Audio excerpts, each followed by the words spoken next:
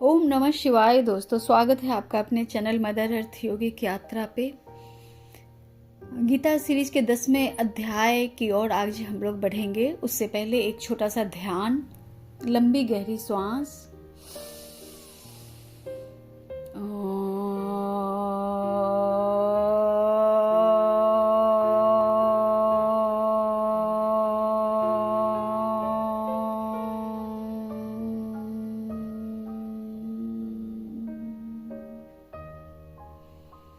गुरु ब्रह्मा गुरु विष्णु गुरुदेव महेश्वर, गुरु साक्षात् परब्रह्म तस्मै श्री गुरुवे नमः। ओम परम तत्वाय गुरुदेवाय मम सर्वेश्वराय शाम्ब सदा शिवाय नमः शिवाय।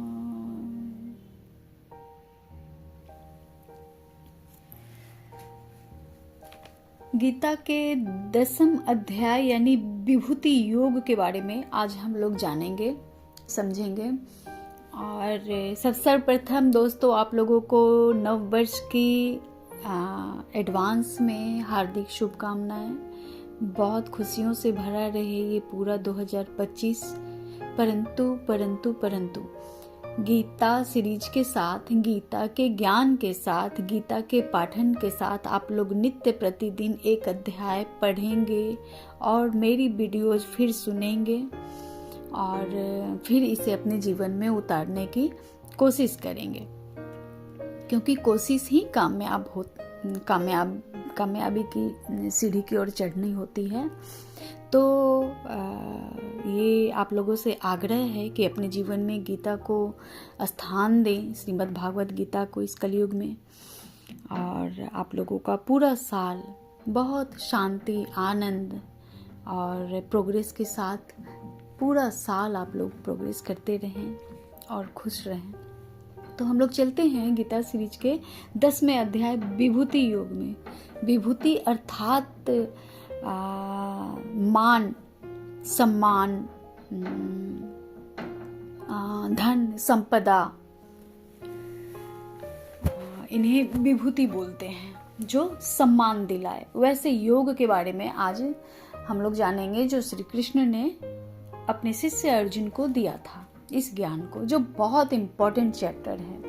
गीता के वैसे सारे चैप्टर्स बहुत इम्पोर्टेंट हैं, पर 7 से लेकर 18 अध्याय तक आपको ज्ञान के गूढ़ ज्ञान की ओर बढ़ता हुआ चैप्टर सारा आपको मिलेगा, जिससे बहुत लाभ होता है उन जो जिज्ञासु, जो स्पिरिचुअल पाथ पे जो अपने कदम रख रहे हैं, उनके लिए जानना।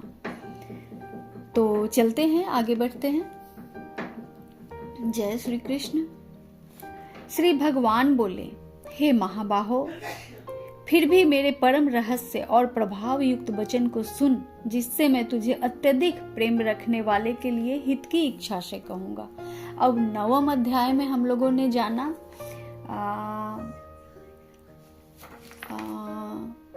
कि मेरे लीन हो, क्योंकि मैं ही सर्वस्व हूँ, मैं कण कण में हूँ। हम लोगों ने ये जाना। फिर आगे कृष्ण ये बतला रहे हैं अर्जुन को कि फिर भी मेरे परम रहस्य और प्रभाव युक्त वचन को सुनो, जिससे तुम अत्यधिक प्रेम रखते हो अपने परिवारजनों से, अपने बंधु बांधवों से। तो उनके लिए जो हित में हो, उनके लिए मैं वैसा वचन कहूंगा, उनकी हित की इच्छा से कहूंगा। आगे कहते हैं, मेरी उत्पत्ति को अर्थात लीला से प्रकट होने को न देवता लोग जानते हैं और न महर्षि जन ही जानते हैं, क्योंकि मैं सब प्रकार से देवताओं का और महर्षियों का भी आदित्य कारण हूँ। अर्थात देवता और महर्षि लोग भी उनके जन्म के प्रकट लीला के से प्रकट होने की कारण को नहीं जानते। क्यों नहीं जानते? क्योंकि उन सारे महर्षियों और देवताओं के भी आदित्य कारण हूँ, अर्थात उनके मन में जो स्फुरना उदित होती है, आदित्य कारण जो ज्ञान उत्पन्न होता है, उनके कारण भी वो ब्रह्म है। इसलिए वो लोग भी नहीं जानते हैं कि उनके जन्म का प्रकट होने का और लीला का क्या कारण है। आगे कहते हैं, जो मुझको अजन्मा अर्थात वास्तव में जन्म रहित अनादि और लोगों का महान ईश्वर तत्व से जानता है, वह मनुष्यों में ज्ञानवान व्यक्ति संपूर्ण पापों से मुक्त हो जाता है। जो ऐसा जानते हैं कि वो अजन्मे हैं और जन्म रहित हैं, अनादि हैं और लोगों के मतलब समस्त लोक के जितने भी ब्रह्मांड हैं उन सब के वो ईश्वर हैं, जो तत्व से जानते हैं, वो मनुष्यों में ज्ञानवान व्यक्ति जो होते हैं वो संपूर्ण पापों से मुक्त हो जाते हैं। आगे कहते हैं श्री कृष्ण, निश्चय करने की शक्ति, यथार्थ ज्ञान, असमूढ़ता, क्षमा, सत्य, इंद्रियों का वश में करना, मन का निग्रह तथा सुख दुख, उत्पत्ति प्रलय और भय अभय, अर्थात जितनी भी ये सारी चीजें हैं कि निश्चय करने की शक्ति, यथार्थ ज्ञान मतलब ओरिजिनल जो नॉलेज होती है या ज्ञान होता है, वास्तविक स्वरूप जिसको कहते हैं, सिक्के के दो पहलू मतलब दोनों पहलुओं को देखने की क्षमता, असमूढ़ता मतलब बिना समय में मूर्ख बन जाना, वैसा नहीं, जब जरूरी हो उस समय लोग मूढ़ बन जाते हैं, तो असमय मूढ़ता जो होती है, क्षमा, सत्य, इंद्रियों का वश में करना, मन का निग्रह मतलब किस प्रकार से अपने मन को निग्रह करें, निग्रह का मतलब कि उससे किसी भी कौन सी चीज को मेरे मन पे हावी होने देना है और कौन सी चीज को नहीं होने देना है, तथा सुख दुख, उत्पत्ति प्रलय और भय अभय, और अहिंसा, समता, संतोष, तप, दान, कीर्ति और अपकीर्ति, ऐसे ये प्राणियों के नाना प्रकार के भाव मुझसे ही होते हैं। आगे कहते हैं, 7 महर्षि जन। 7 महर्षि जन कौन कौन है? हम लोगों ने नाम तो सुना ही होगा, लेकिन 7 महर्षि जन के जो कार्य होते हैं वो सब काम जो होते हैं वो एक का सुवेक्षा, सुविचार, सत्व पक्ष जो होता है वो होता है, फिर तनु मानसा होता है, असंग शक्ति होती है, पदार्थ भावनी, तुर्येगा मतलब अध्यात्म में इन सब का बहुत गूढ़ रहस्य होता है। ये सबको के प्रतीक सप्तऋषि हैं। तो 7 महर्षि जन जो हैं और 4 उनसे भी पूर्व में होने वाले सनकादिक है ना, तथा सांभुव, स्वाम्भुव आदि 14 मनु। मनु कौन? मन बुद्धि चित्त अहंकार, मन के स्वामी जो होते हैं मनु। ये स्वाम्भुव मतलब स्वयं से उत्पन्न होने वाले। ये मुझ में भाव वाले सब के सब मेरे संकल्प से उत्पन्न हुए हैं, जिनकी संसार में यह संपूर्ण प्रजा है ना। मनु 14 मनु का नाम तो सुना होगा, मनु स्मृति भी है। तो आगे जब आप लोगों को जब जानना हो तो आप मनु स्मृति भी पढ़ेंगे। वैसे हमारे जो प्रजापति दक्ष हैं और उनकी पत्नी जो थी वो मनु की पुत्री थी, और प्रजापिता दक्ष जो है वो ब्रह्मा के पुत्र थे, ये तो हम सभी जानते हैं। तो इस प्रकार जो मनु क्या है, मन के अंदर जो वास, मन के जितने भी प्रकार होते हैं उन सब के देवता मनु हैं। और ये सभी मुझ में भाव वाले सब के सब मेरे संकल्प से उत्पन्न हुए हैं। ये सभी कुछ उनके ही संकल्प से, उस ब्रह्म के संकल्प से ही उत्पन्न हुए हैं, जिनकी संसार में यह संपूर्ण प्रजा है। इस संसार में जितने भी दैवीय शक्ति काम करती हैं सब प्रजा ही है ब्रह्म की। आगे, जो मनुष्य मेरी इस ईश्वर रूप विभूति को और योग शक्ति को तत्व से जानता है वह निश्चल भक्ति योग से युक्त हो जाता है, इसमें कुछ भी संशय नहीं है। अर्थात जो ईश्वर रूपी विभूति जो होती हैं, गुणगान गाथा है ना, उनके जो वास्तविक स्वरूप जो होता है उनको, ईश्वर के वास्तविक स्वरूप को और योग शक्ति को तत्व से जानता है। योग की जो शक्ति होती है, कनेक्शन की जो ऊर्जा होती है उनको, तत्व से जो जानते हैं वो निश्चल भक्ति योग से युक्त हो जाता है। फिर मतलब निश्चल भक्ति, फिर उनके भक्ति में कोई कामना नहीं रह जाती, कोई काम की वजह से नहीं, बस वो प्रेम हो जाता है ईश्वर से। ऐसा प्रेम हो जाता है कि फिर वो तो अप्रतिम से प्रेम हो जाना, तो निश्चल भक्ति योग से युक्त हो जाता है, इसमें कुछ भी संशय नहीं है। निश्चल भक्ति योग आ जाती है। मीराबाई को हम सभी जानते हैं। मीराबाई का प्रेम कैसा था? मीराबाई जो कृष्ण से प्रेम करती थी, वो बस प्रेम करती थी, वो कुछ नहीं चाहती थी। उन्होंने राजपाट सब कुछ छोड़ दिया क्योंकि उन्हें कृष्ण से प्रेम था, और वो योग से युक्त हो जाता, इसमें कुछ भी संशय नहीं है। तो मीराबाई की तरह हो जाते हैं हम सभी। आगे कहते हैं, मैं वासुदेव ही संपूर्ण जगत की उत्पत्ति का कारण हूं और मुझसे ही सब जगत चेष्टा करता है। इस प्रकार समझकर श्रद्धा और भक्ति से युक्त बुद्धिमान भक्तजन मुझ परमेश्वर को ही निरंतर भजते रहते हैं। अर्थात संपूर्ण उत्पत्ति का कारण ईश्वर स्वयं है और मुझसे सब जगत चेष्टा करता। उन्हीं से ही ईश्वर के जितने भी यहाँ पार्षद हैं, जितने भी कार्य कर रहे हैं, देव लोग हैं ना, ऋषिगण हैं, वो सब उन सबों के द्वारा ये जगत चलता है और सब जगत चेष्टा इसी प्रकार चेष्टा करता रहता है जैसे संसार चलता है। इस प्रकार समझकर श्रद्धा और भक्ति से युक्त बुद्धिमान भक्तजन मुझ परमेश्वर को ही निरंतर भजते रहते हैं। निरंतर मुझ में मन लगाने वाले और मुझ में ही प्राणों को अर्पण करने वाले भक्तजन मेरी भक्ति की चर्चा के द्वारा आपस में मेरे प्रभाव को जानते हुए तथा गुण और प्रभाव रहित मेरा कथन करते हुए ही निरंतर संतुष्ट होते हैं और मुझ वासुदेव में ही निरंतर रमन करते हैं। अब जिनको ईश्वर से प्रेम हो गया हो, उन्हें अन्यत्र और किसी भी गप में, किसी भी चर्चा में, किसी भी गॉसिप में मन लग ही नहीं सकता। वो नित्य निरंतर बस उन्हीं का स्मरण करते हैं, उन्हीं की जाप करते हैं, उन्हीं की सेवा करते हैं, उन्हीं का पूजन करते हैं। तो इसका तात्पर्य ये है कि वो निरंतर संतुष्ट होते हैं और मुझ वासुदेव में ही निरंतर रमन करते हैं। वो निरंतर भगवान में ही वैसे लोग रहते हैं, वैसे दिव्य जन रहते हैं। उन निरंतर मेरे ध्यान आदि में लगे हुए और प्रेम पूर्वक भजने वाले भक्तों को मैं वह तत्व ज्ञान रूप योग देता हूँ जिससे वे मुझको ही प्राप्त होते हैं। अब ये तत्व ज्ञान योग जो होता है या ज्ञान योग जो भी हो, भक्ति मिलती है सारा उन्हीं की कृपा से मिलती है। उन्हें जब वो देते हैं तभी किन्हीं को तत्व का ज्ञान भी होता है।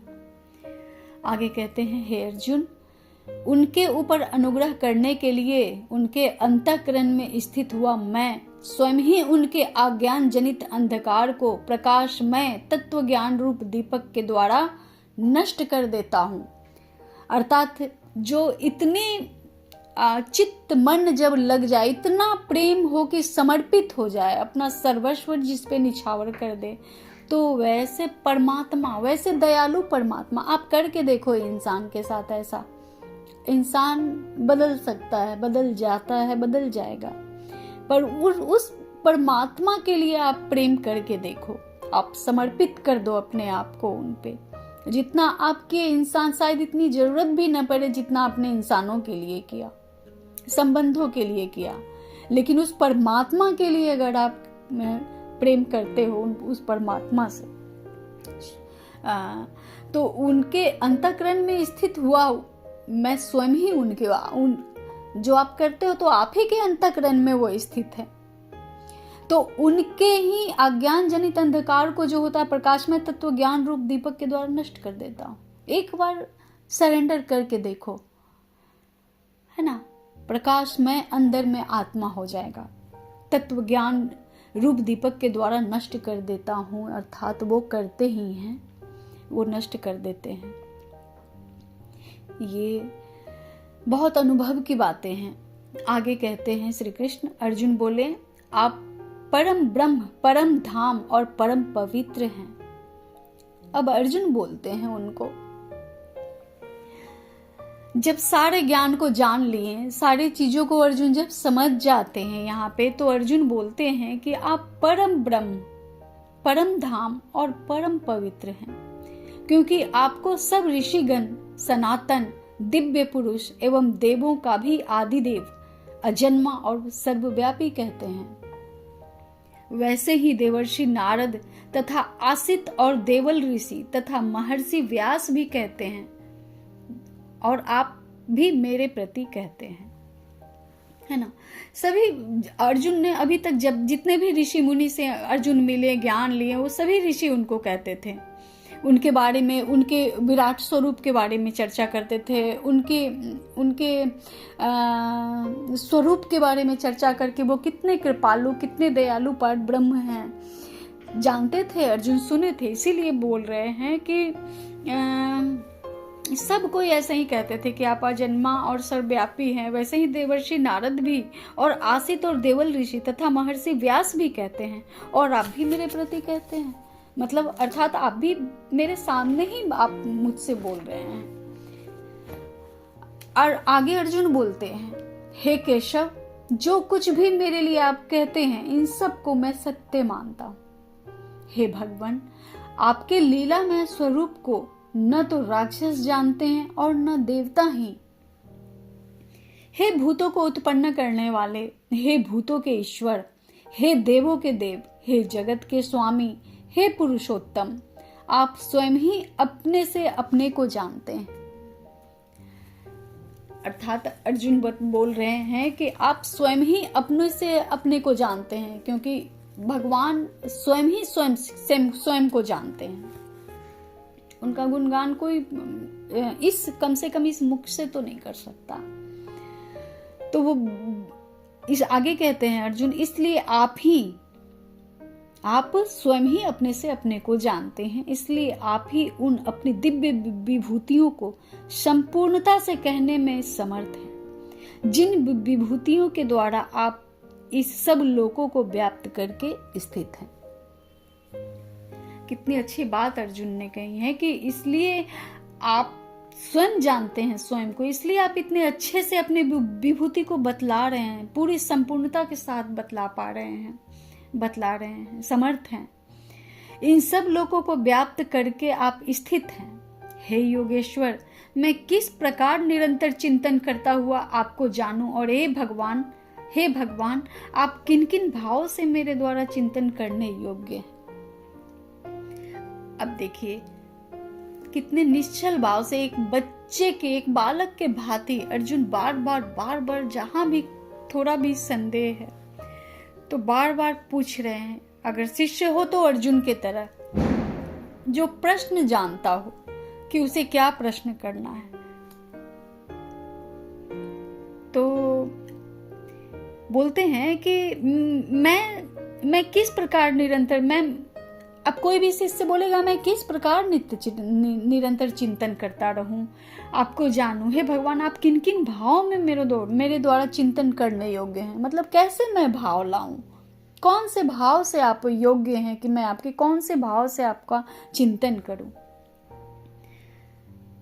हे जनार्दन, अपनी योग शक्ति को और विभूति को फिर भी विस्तार पूर्वक कहिए, क्योंकि आपके अमृतमय वचनों को सुनते हुए मेरी तृप्ति नहीं होती। कितनी अच्छी बात अर्जुन बोलते हैं कि आप और बोलिए अपने बारे में कि आप अपनी योग शक्ति को और विभूति को फिर भी विस्तार पूर्वक कहिए, और भी आप अच्छे से हमको विस्तार पूर्वक बतलाइए, क्योंकि आपके अमृतमय वचनों को सुनते हुए मेरी तृप्ति नहीं होती, मैं संतुष्ट नहीं हो पा रहा। ऐसा शिष्य होना चाहिए, इतनी प्यास होनी चाहिए शिष्यता में। आगे कहते हैं श्री भगवान बोले, आगे श्री कृष्ण बोलते हैं, श्री भगवान बोले, हे कुरुश्रेष्ठ, अब मैं जो मेरी दिव्य विभूतियां हैं उनको तेरे लिए प्रधानता से कहूंगा, क्योंकि मेरे विस्तार का अंत नहीं है। हे अर्जुन, मैं सब भूतों के हृदय में स्थित सबका आत्मा हूं तथा संपूर्ण भूतों का आदि, मध्य और अंत भी मैं ही हूं। मैं अदिति के 12 पुत्रों में विष्णु और ज्योतियों में किरणों वाला सूर्य हूं तथा मैं 49 वायु देवताओं का तेज और नक्षत्रों का अधिपति चंद्रमा हूं। अदिति के 12 पुत्र में विष्णु हैं, ब्रह्म जो हैं, और ज्योतियों में जो किरणों वाले हैं ना, जो जो किरण देते हैं, जो उजाला देते हैं, वैसे वो सूर्य हैं। और 49 वायु देवता, 49 प्रकार के वायु हैं जो सभी देवता हैं। और उन देवताओं का जो तेज और नक्षत्रों का अधिपति जो होते हैं ना, वो चंद्रमा है, वो स्वयं है। आगे कहते हैं, मैं वेदों में साम वेद हूं, देवों में इंद्र हूं, इंद्रियों में मन हूं, और भूत प्राणियों की चेतना अर्थात जीवन शक्ति हूं। क्लियर होगा ना? वेद में साम वेद हैं, देवों में जो हैं वो इंद्र हैं। इंद्र भी उन्हीं की विभूतियों के द्वारा मिली हुई उनको आशीर्वाद स्वरूप एक पद है। और इंद्रियों में मन हूं, इंद्रियों मतलब जो मानव इंद्रियां होती हैं उसमें मन है। मन कहते हैं ना हम लोग, मन नहीं लगता, मन भटकता है, या मन लग गया, तो वो मन भी वही है। और भूत प्राणियों की चेतना अर्थात जीवन शक्ति हूं। भूत प्राणी जो नष्ट होने वाले जितने भी चीज हैं, उन सब की जीवन शक्ति और चेतना वही है, ब्रह्म ही है। आगे कहते हैं, मैं 11 रुद्रों में शंकर हूं, और यक्ष तथा राक्षसों में धन का स्वामी कुबेर हूं। मैं 8 वसुओं में अग्नि हूं, और शिखर वाले पर्वतों में सुमेरु पर्वत हूं। अब देखिए, मैं 11 रुद्रों में शंकर हूं। रुद्र जो 11 रुद्र हैं उनमें शंकर हैं, वो रुद्र में शंकर हैं। और यक्ष तथा राक्षसों में धन का स्वामी कुबेर हूं। कुबेर और यक्ष जो हैं वो कुबेर हैं। मैं 8 वसुओं में अग्नि हूं, और शिखर वाले पर्वतों में सुमेरु पर्वत हूं, जो सबसे ऊंचा है, जिसकी कहानी भी है। जो इतना अहंकार हो गया था सुमेरु को कि वो जो है सो वो चैलेंज करते हैं वो। तो फिर भगवान उन्हें अपनी लीला के द्वारा बतलाते हैं कि बड़े होने से और खड़े होने से अहंकार नहीं करना चाहिए, क्योंकि पात्रता से कोई बड़ा होता है या पात्रता से कोई छोटा होता है। तो सुमेरु पर्वत समझ गए थे, जान गए थे। तो बतलाते हैं कि शिखर वाले पर्वतों में सुमेरु हूं, जो सबसे ऊंची होती हैं। पुरोहितों में मुख्य बृहस्पति मुझको जान। हे पार्थ, मैं सेनापतियों में स्कंद और जलाशयों में समुद्र हूं। मतलब पुरोहित में मुख्य बृहस्पति मतलब गुरु जो होते हैं, वो पुरोहित में गुरु उनको जानो। और हे पार्थ, मैं सेनापतियों में स्कंद हूँ, कार्तिकेय सेनापतियों में मैं कार्तिक हूँ, स्कंद हूँ।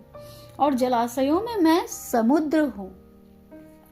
समुद्र जिसकी कोई था नहीं होती, उसके बारे में है। मैं महर्षियों में भृगु और शब्दों में एक अक्षर अर्थात ओंकार हूँ। सब प्रकार के यज्ञों में जप यज्ञ और स्थिर रहने वालों में हिमालय पर्वत हूं। मैं सब वृक्षों में पीपल का वृक्ष, देव ऋषियों में नारद मुनि, गंधर्वों में चित्ररथ और सिद्धों में कपिल मुनि हूं। अर्थात वृक्ष में पीपल की पूजा करते हैं ना हम लोग।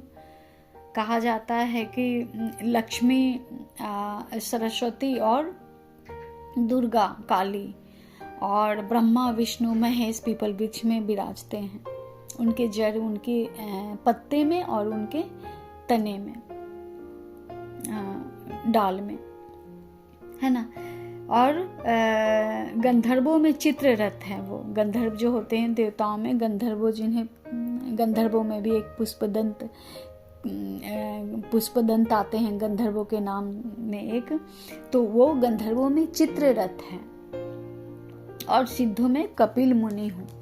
कपिल मुनि सिद्ध संत जो हैं, कपिल मुनि उनमें। घोड़ों में अमृत के साथ उत्पन्न होने वाला उच्च श्रवा नामक घोड़ा।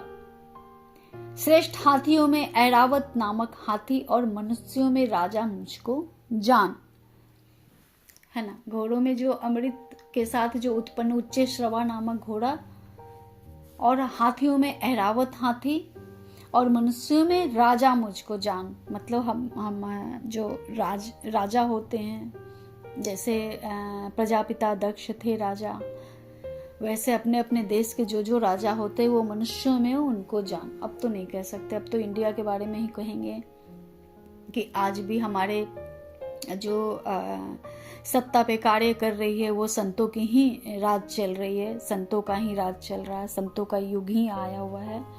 हर और भगवाधारी आपको दिखेंगे, मिलेंगे।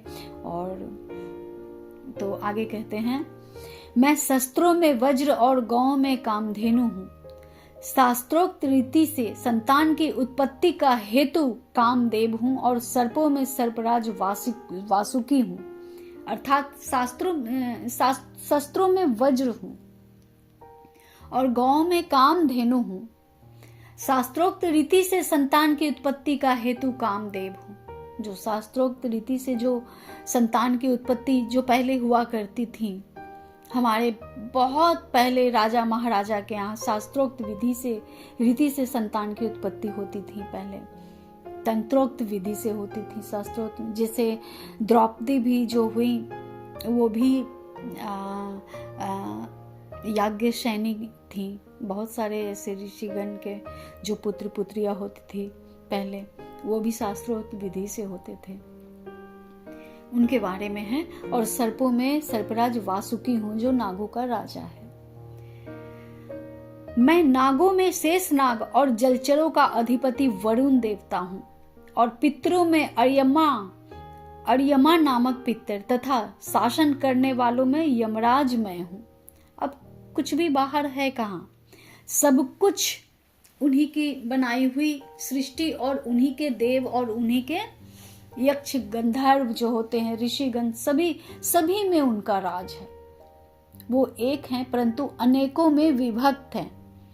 जब एक को इच्छा हुई कि मैं अनेक हो जाऊं, तो उन्होंने अपनी योग माया के साथ सृष्टि को जन्म दिया।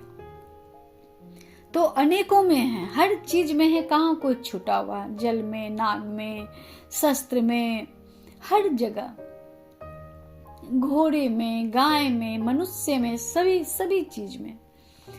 आगे कहते हैं, मैं दैत्यों में प्रहलाद और गणना करने वालों का समय हूं, तथा पशुओं में मृगराज सिंह और पक्षियों में गरुड़ हूं। आप देखिए दैत्यों में प्रहलाद कैसे, जैसे दैत्यों के घर पे भी प्रहलाद जो नारायण ओम नमो भगवते वासुदेवाय नमः का जाप करते थे, मतलब वो नारायण को पूजते थे। क्यों?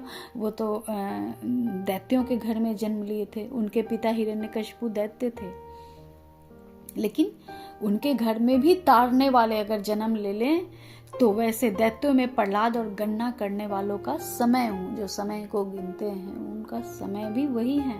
तथा पशुओं में मृगराज सिंह और पक्षियों में गरुड़ हूं। मैं पवित्र करने वालों में वायु और शास्त्रधारियों में श्री राम हूं, तथा मछलियों में मगर हूं, और नदियों में जाह्नवी यानी गंगा हूं। हे अर्जुन, सृष्टियों का आदि और अंत तथा मध्य भी मैं ही हूं। मैं विद्याओं में आध्यात्म विद्या और परस्पर विवाद करने वाले का तत्व निर्णय के लिए किया जाने वाला वाद हूं। क्लियर हुआ ना? आगे कहते हैं, मैं अक्षरों में अकार हूं और समासों में द्वंद्व नामक समास हूं। अक्षय काल अर्थात काल का भी महाकाल तथा सब ओर से मुख वाला विराट स्वरूप, सबका धारण पोषण करने वाला भी मैं ही हूं। अर्थात अक्षरों में जो अकार है, जो नाद से जब अ ओ म, ओम जो है सो 3 अक्षर मिलके बना, और समासों में जो है द्वंद्व हूं। अ ओ म का पहले मैं तात्पर्य समझा दूं। अ ओ म अ बोलते हैं जब जब जो ये बेस होता है, ये धरती होती है, जब अ बोलोगे तो आपके नाभि से अ निकलेगा, उत्पन्न होगा। ओ बोलते बोलते आप महसूस करोगे कि हृदय तक आ गया, कंठ तक आया। ओ मतलब धरती, और फिर उससे थोड़ा ऊपर उठे हम लोग, धरती के ऊपर ओ करते करते आकाश में गए, और जब उस ब्रह्म में समाते हैं तो माँ के साथ। तो ये अ का बहुत महत्व है। आकार हूं और समासों में द्वंद्व नामक समास हूं, मतलब दो। दो मतलब एक, एक मतलब दो।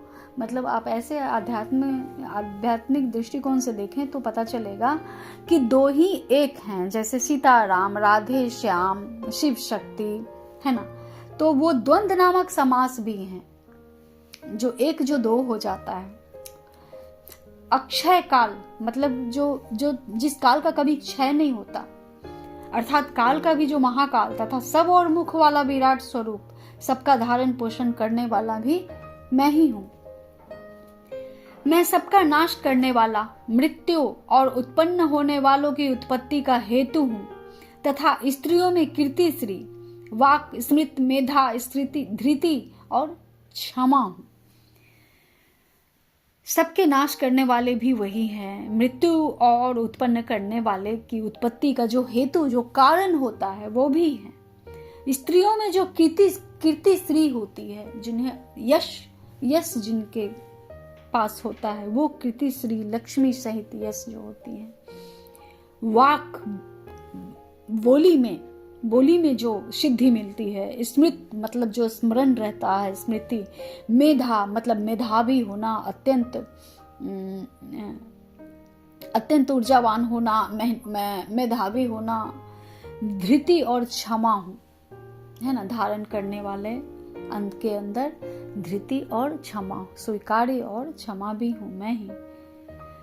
गायन करने योग्य श्रुतियों में मैं बृहत साम और छंदों में गायत्री छंद हूं, तथा महीनों में मार्गशीर्ष और ऋतुओं में मैं बसंत हूं। अब ये आगे मैं इसे कंटिन्यू रखूंगी दोस्तों। ये 10वें अध्याय का पहला एपिसोड आप लोगों के सामने, और ये इसका दूसरा जो है सो इसको दूसरे एपिसोड बनाना पड़ेगा 10वें अध्याय का।